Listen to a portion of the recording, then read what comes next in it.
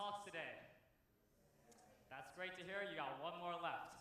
So, if it's okay with you guys, I would like to take you on a journey, on a story. So, let's all close our eyes for just 1 second. Imagine a 7-year-old me coming to Indonesia in 2014. We can open our eyes again. Coming to Indonesia in 2014. And in 2014, roughly a decade ago, I participated in my very first theatrical production named The Magical History Tour. And a 7-year-old me played the riveting John Travolta. This story had a train going through time, visiting the most pivotal events in history. And to say that it was an experience for myself would have certainly been an understatement. And as I reflect on that journey, as I reflect on that simple choice to fill out that Google form to participate in this production, it has single-handedly been the best decision of my entire life. However, I'm not here to talk about theater and its specific impacts on me as a person in terms of my personal growth, but rather another discovery. A discovery I believe to be far more important. So, let's travel the clock back from 2024 to around 8 months ago. I had just finished my theatrical direction of Carol Churchill's Far Away, a riveting dystopian tale about self, identity, and oppression. And after I finished directing this play, students of all ages would come up to me and they would ask me one simple question. How can I be like you? And I know that sounds so egotistical, and I know, guys, but that's not how I mean it. These children, these kids, they were asking me, how can I direct? How can I lead a group of people? How can I grab the attention of people in attendance? And instead of essentially responding to them with an answer, I would always respond with my own question. And that would be, well, for starters, what are you good at? And the answers would always be something like, oh, I can cry on command, I can act really well, I can dance. And don't get me wrong, all of those things are incredibly important. But they are not the most important thing for theater and the larger tapestries of life. Let me explain.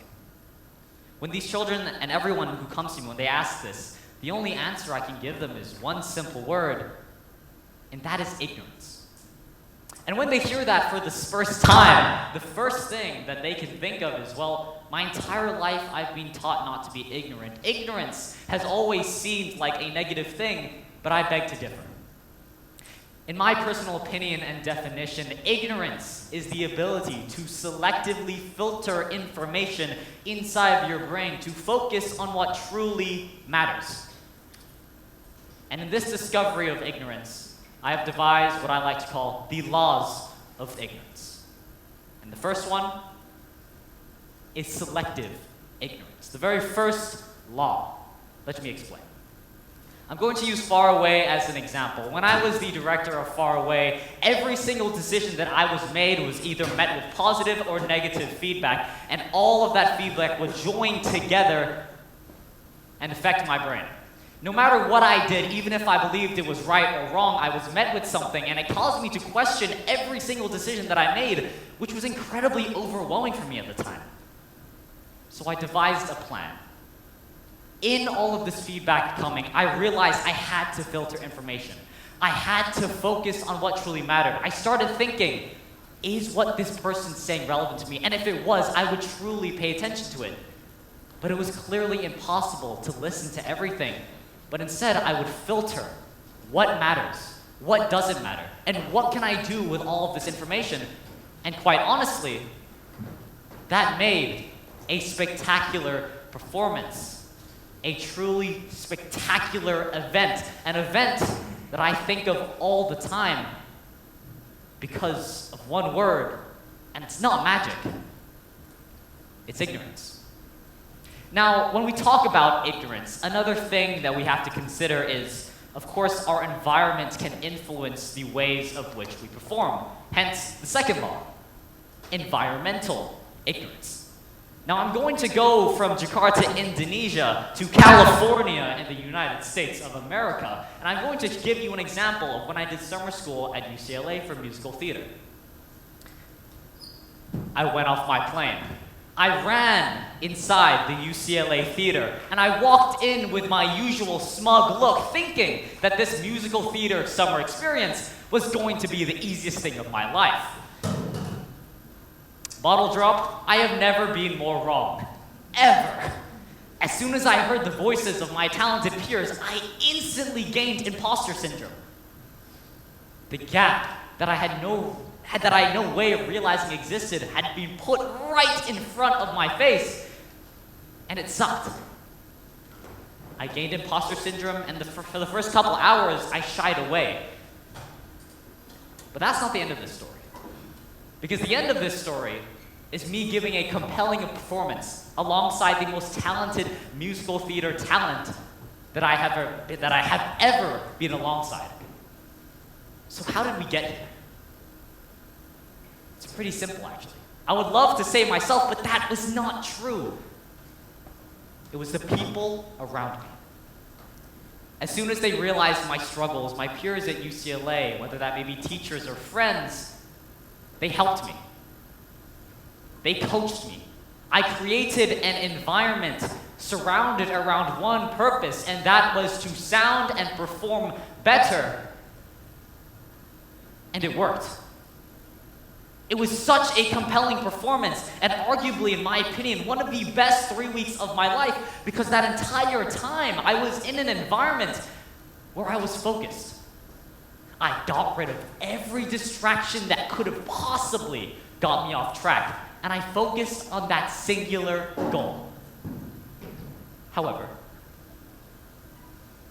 those very people that I shared the stage with, the very people that I shared all my time with, after those 3 weeks, I had to say goodbye. And it sucked. For almost a month, I had been surrounded by these amazing people, and now I had to fly almost an entire day across the world to most likely never see them again. And it hurt. But the lessons they taught me about creating environments, creating places where you can work your best, will stick with me forever. However, none of this would have been possible if it weren't for this third law. Belief ignorance. Now, in my opinion, this is the most important law, because without this law, everything is irrelevant. Now, I would like to go back to far away, but instead of focusing on myself, I would like to focus on a member of CAST, that of which I've been given permission to use her as an example. Her name was Michaela Budiarto, and she is on the left side of the screen, as you can see. When she first auditioned for the Far Away production, she was a fish out of water. Never having done such a serious thing before, when she auditioned, it was great, but you could tell that there was a gap. And that gap wasn't in her enunciation, it wasn't in her acting, it wasn't in her skill whatsoever, it was in her confidence. It was in her belief of herself. And for the first starting portions of the casting process and the rehearsal process for this production, she let it get to her head. And throughout this entire process, we had been working on one thing, and that was belief in yourself. When we talk about belief ignorance, it's about knowing that you can do something. If you go into something not believing that you can do it, you might as well not do it, because there's doubt in yourself already. You have to believe that you can do something. You have to believe, even the mic knows, you have to believe that you can do it. Because without that belief, nothing matters. And when I talk about impacts on other students, when I talk about helping students believe in themselves, I think That's what this is truly about. For the past couple minutes, I've been talking to you about the laws of ignorance. And to be quite honest with you, if it weren't for these laws of ignorance, I will not be standing here on this stage today. But also, if these laws of ignorance were not taught to me by either my talented peers at UCLA or my talented teachers here at the British School of Jakarta, I too would not be here. And that's the point. You can take these laws of ignorance and implement them in your own life, but nothing matters if we don't instill them and don't teach them to other people. Because eventually, we won't be here. The ideas that you learn will be lost forever unless you teach them, unless you preach them. Every single person has someone in this world who looks up to them in every single capacity. Find that person. Find that person who looks up to you, who wants to be just like you when they grow up, because that's what matters. When we look back on our life, we don't think of specific events. We think of memories. We think of the lives of which we impacted, and we think about who has impacted our lives. We think of memories. So please, I trust, I beg you, that implementing these laws of ignorance into your life and spreading the word, creating a world of free thinkers, is the first step to greatness, is the first step to creating a place, a better place for future generations to come. So please, form your own environments, believe in yourself, filter that information, be inspiring, be ignorant. Thank you.